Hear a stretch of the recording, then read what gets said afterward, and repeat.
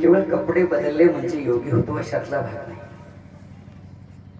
संसारात असूनही त्यांनी सर्व जीवन चिंतनामध्ये, भगवंताच्या श्रवणामध्ये, चिंतनामध्ये, अध्यात्मामध्ये घालवलं.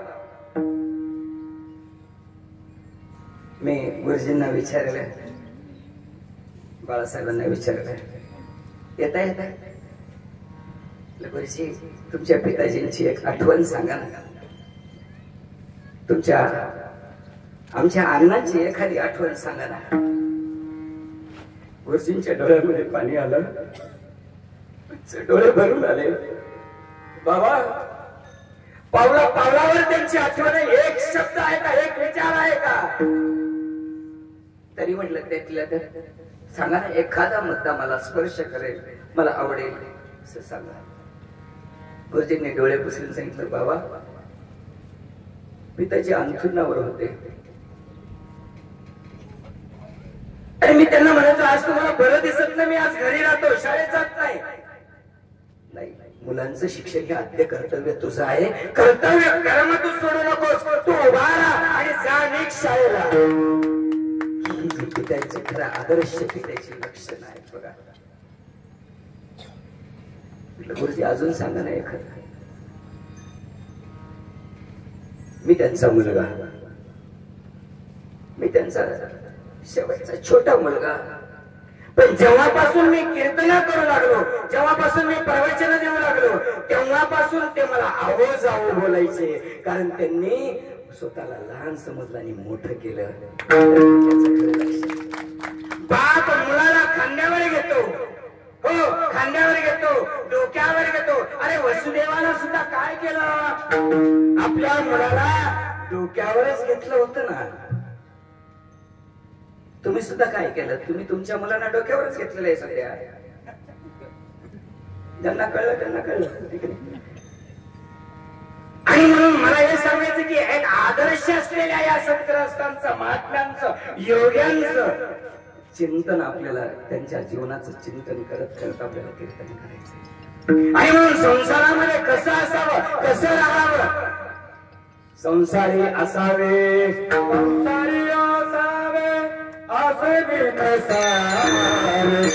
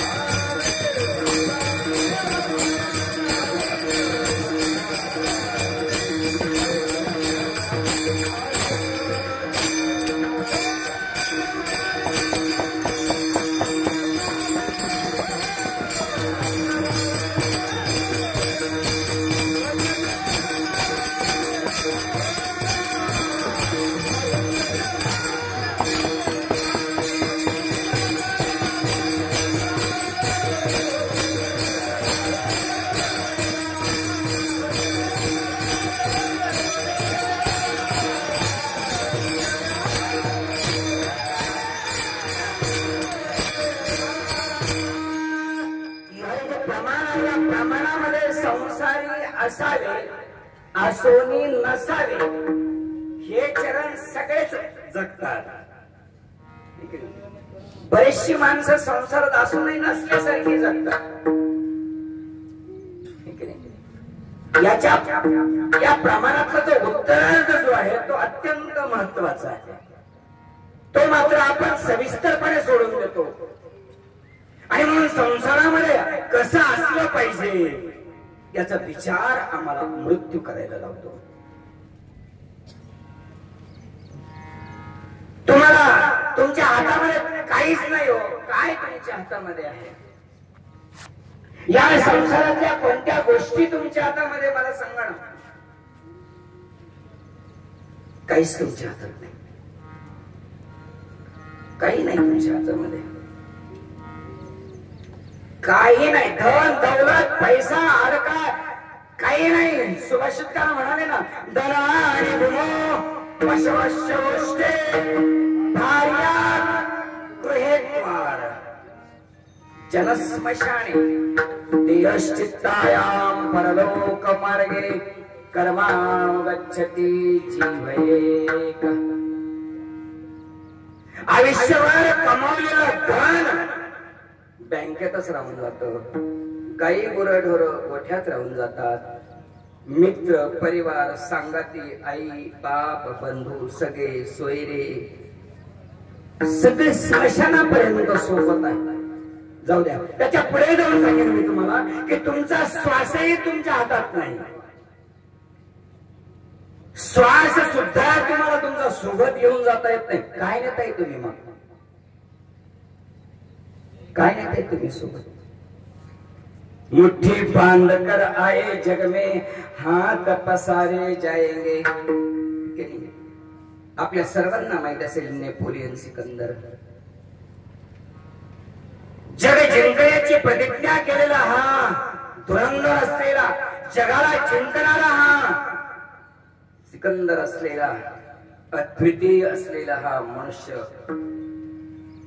प्रचंड धन संपत्ती वैभव सगळं सोबत आहे.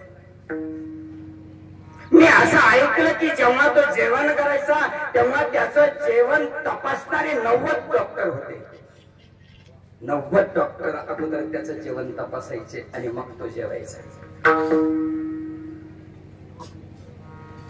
एकदा प्रवासाला निघालेले होते.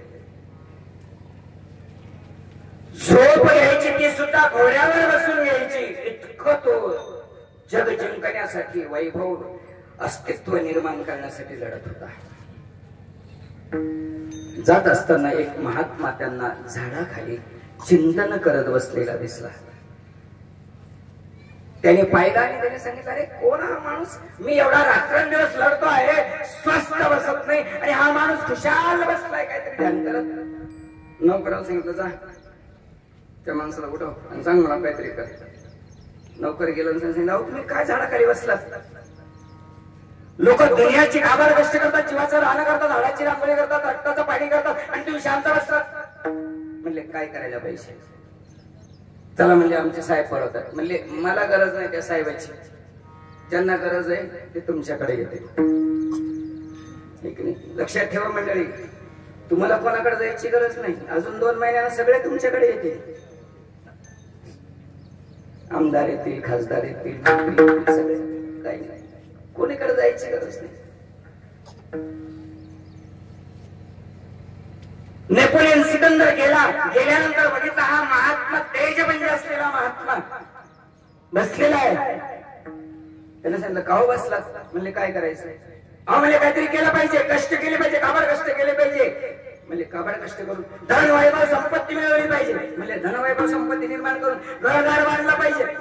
मग लग्न केलं पाहिजे. म्हणलं मग त्यानंतर मुलं बाळा जन्माला येतील आणि मग म्हातारपणी आराम करायचं. एवढं केल्यानंतर आराम करायचं. मग आता काय करतोय? म्हणले मी आता मी आरामच करतो. मला नाही ओळखलं? म्हणले तुम्ही नाही ओळखलं. प्रत्येक माणसाला आपल्याला कोणीतरी ओळखावं असं वाटतं. तुम्ही जेव्हा एखाद्या पेशंटला तपासायला किंवा भेटायला जाता की तेव्हा ते पेशंट ते त्याच्या तयारीत असतं, मार्गी लागलेलं असतं. तेव्हा हे त्याला ओळखलं का? काय लावल कारण तुम्हाला ते तुम्ही त्याचे 10 रुपये 10 वेळा बुडवले. काय लावल त्याची गाय छाप तुम्ही 3दा घेतली पुन्हा दिली नाही. काय लावल कशाची ओळख निर्माण करावीशी वाटते माणसाला. तेवढे नाही ओळखलं तेवढे मी जग जिंकणारा नेपोलियन सिकंदर आहे. अच्छा अच्छा अच्छा हो ऐकलं होतं तुमचं नाव. हो कुठे निघालात?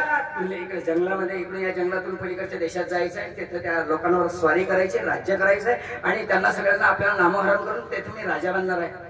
माझ्या राज्यामध्ये कुठे सूर्य मावळत नाही एवढं मोठं माझं राज्य. हो का? वा वा छान छान. तुम्ही या जंगलातून जाणार आहात ना. एक गोष्ट मला सांगा.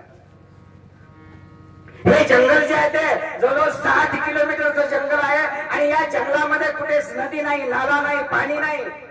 भयान जंगल आहे. वस्ती नाही, लोकवस्ती नाही. आणि या जंगलातून तुम्ही एकटे चाललेले आहात. दृष्टांत लक्ष देऊ नाही का? आणि या जंगलामध्ये जर तुम्हाला तहान लागली तर तुम्ही काय कराल? म्हणजे सोपी गोष्ट पाण्याचा शोध घे. म्हणजे पाणीच नाही काय करणार?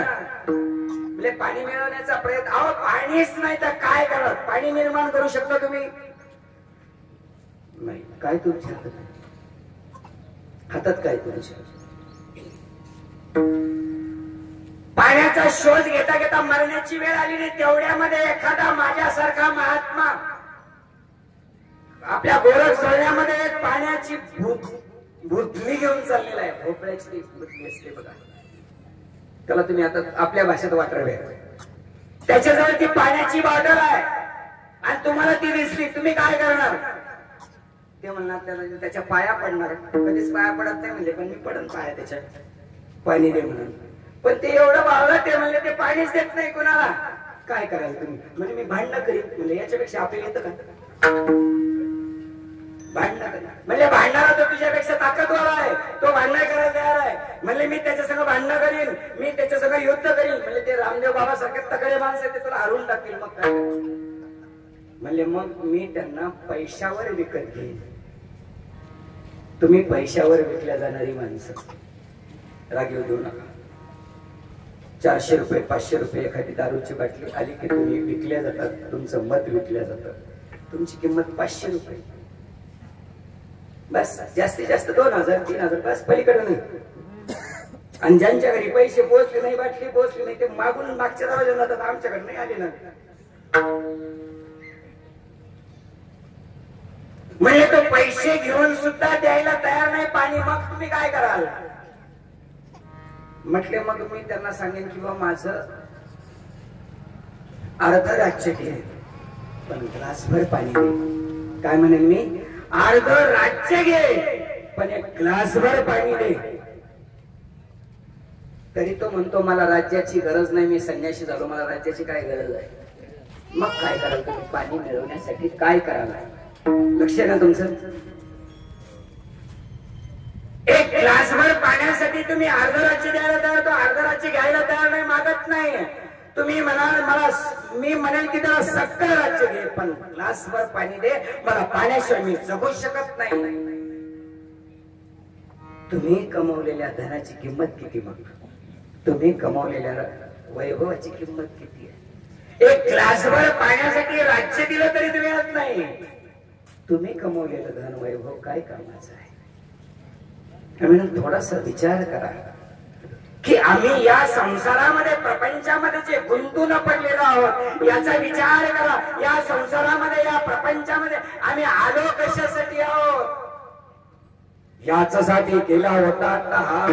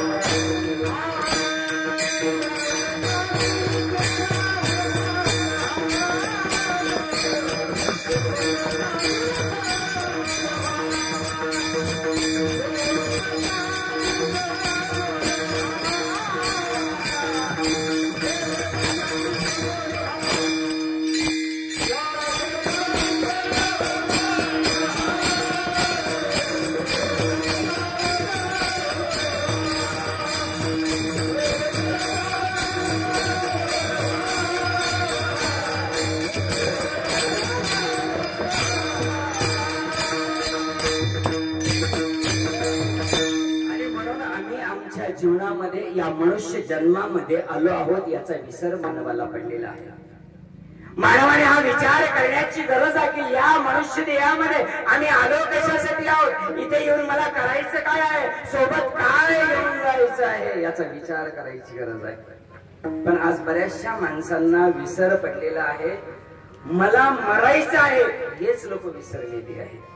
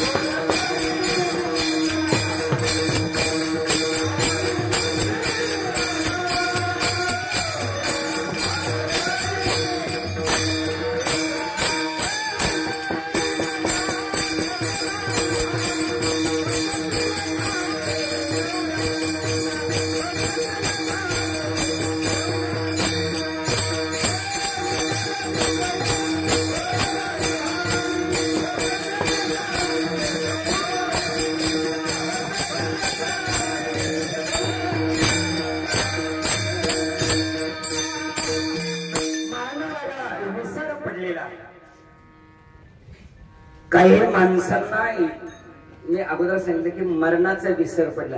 काही माणसं स्मशानात जाताना काही खरं नाही हो माणसं, किंवा मौतीला आल्यावर काही खरं नाही. आता माझ्याशी बोलले, काल माझ्याशी बोलले, मी त्यांना चहा पाजला, काल मी फोनवर बोललो, बस नंतर थोड्या वेळानंतर निरोपच आला. स्मशानात जाईपर्यंत आणि स्मशानातून माग फिरलात ना विसरून जातो माणूस सगळं, पुन्हा तेच. आणि म्हणून विचार केला पाहिजे की आम्हाला जे शरीर दिलं आहे हे शरीर कशासाठी दिलं आहे.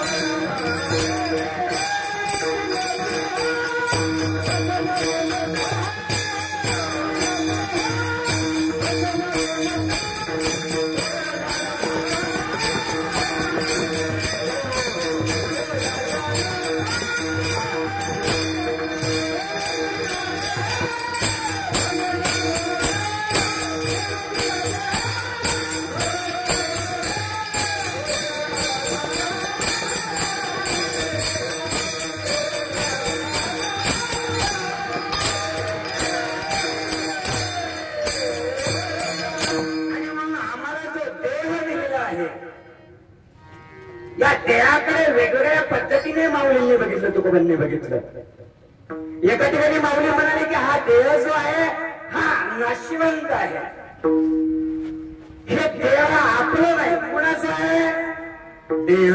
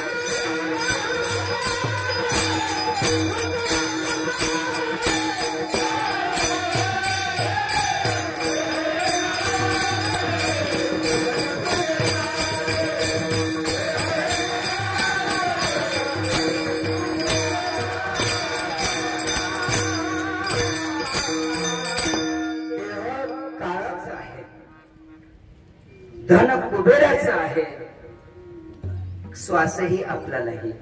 म्हणून थोडस विचार करा.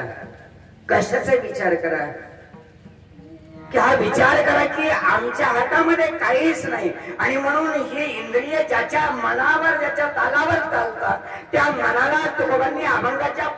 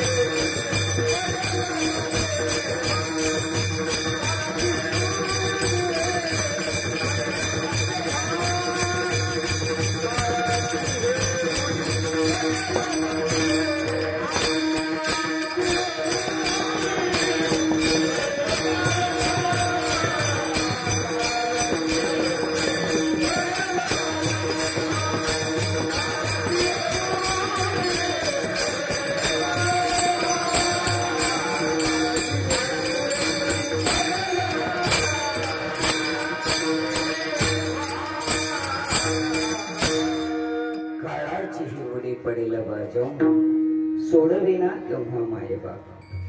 प्रथमच्या चरणामध्ये संतांनी आम्हाला सांगितलं की बाबा रे, तू या माया बाजारामध्ये तुझ्या या मनाला गुंतू देऊ नको, तुझ्या शरीराला गुंतू देऊ नको, तुझ्या इंद्रियांना गुंतू देऊ नको. कारण काळ जवळ येतो आहे आणि तो काळ कसा येतो, केव्हा जवळ आला हेच पता लागत नाही आपल्याला. मनुष्य जेव्हा गुंगून जातो ना तेव्हा तेव्हा तो काळ कधी संपला कळच नाही. तसा मृत्यू वाट पाहतो आहे. एकेका क्षणाक्षणाने, एकेका मिनिटाने, एकेका पळापळाने आपण सगळेजण आपल्या सर्वांचा प्रवास कुठं चाललाय, मृत्यूकडे चाललाय. आपला सगळ्यांचा प्रवास कोणी एसटीने, कोणी रेल्वेने, कोणी विमानाने, कोणी कोरोनाने, कशाने जाईल. प्रत्येकाचं वाहन वेगळं असेल, साधन वेगळं असेल, पण जायचं सगळ्यांना मुक्काम पोस्ट एकच आहे. जाण्याबद्दलही आमचं दुमत नाही, सगळ्यांना मरायचं. पण मरावं कसं मरावं तुकोबा सांगतात आम्हाला. आम्हाला सांगतात मरावे बरी, तुम्ही शिल्लक करायला पाहिजे.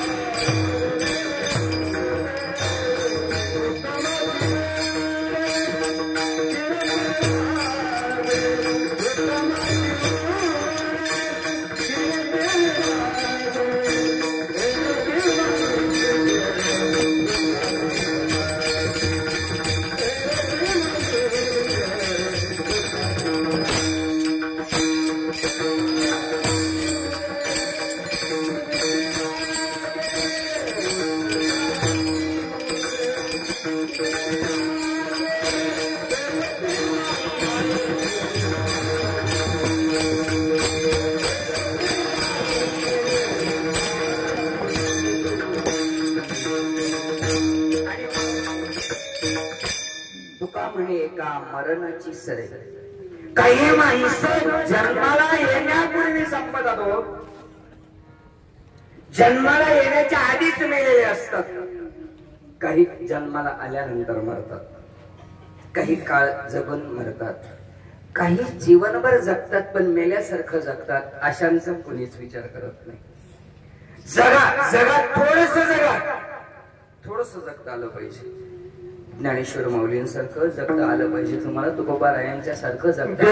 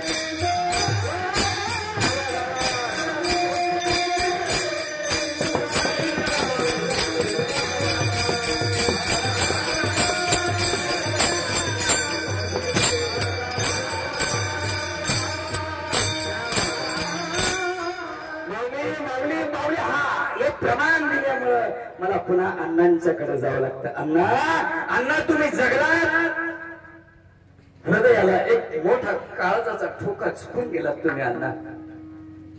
अण्णा तुम्ही जगलात पण तुमचं जगणं आमच्या डोळ्यापुढे, संतांच्या डोळ्यापुढे दिसतं. बाबांच्या जवळ मी बसलो होतो आणि विजय महाराज माझ्या जवळ बसलेले होते आणि सहज विषय निघाला आणि विषय निघाल्यानंतर ही आश्रमातली संत मंडळी हरिभक्तपरायण विजय महाराज सांगू लागले, अण्णांचं जीवन हे स्वतःच्या कुटुंबापुरतं तर सगळेच जगतात हो, कोण जगत नाही स्वतःच्या कुटुंबासाठी. पण अण्णांचं जगणं जे होतं ना, हे जगणं सगळ्या समाजासाठी होतं. आपल्या जातीपुरते अण्णा नव्हते, ते सगळ्यांचे होते, सगळ्या गावाचे होते. आणि म्हणून अण्णाच्या दिवशी, ज्या दिवशी कैवल्य दर्शनाला गेले, भगवंताच्या दर्शनाला गेले ना, तेव्हा गावात माणसं मावत नव्हती. इतकी माणसं होती ती त्यांच्या कार्याची पावती आहे. कुणाचं लग्न असो, कुणाचा विवाह असो, कुणाचं दुःख संकट असो, त्याच्याजवळ पैसे नाहीत ना, आपल्या जवळचे पैसे देऊन त्याचं दुःख निवारण करण्याचा स्वभाव अण्णांचा होता. थोडी असतात हो, मनुष्यानाम सहस्रेषु कश्चिदी यतती सिद्धये. हजारो मध्ये एखादा योगी, एखादा सिद्ध योगी असतो, तसे हजारो माणसांच्या मध्ये अण्णांच्या सारखा, अनंतरावांच्या सारखा एखादा एक माणूस असतो. नावच अनंत होत ना, अनंत सामाये तेथे अनंत न सामाये, अनंत सामाये तेथे अनंत. आणि म्हणून अनंत विचार यांच्यामध्ये होते. आणि थोडक्यात सांगायचं तर अण्णांचं जे जीवन होतं ना, हे जीवन अध्यात्माला तर समर्पित झालेलं जीवन होतं, महानुभाव संप्रदायाला समर्पित जीवन होतं. स्वधर्म निधनम श्रेय परधर्मो भयाव. स्वधर्म त्यांनी सतत जपला, चिंतन सतत केलं त्यांनी. आणि हे चिंतन करत असताना अण्णांचं जीवन जर बघितलं तर अण्णांनी आपल्या भावाच्या नंतर आपल्या भावाच्या लेकरांची सगळ्यांची लग्न करणं,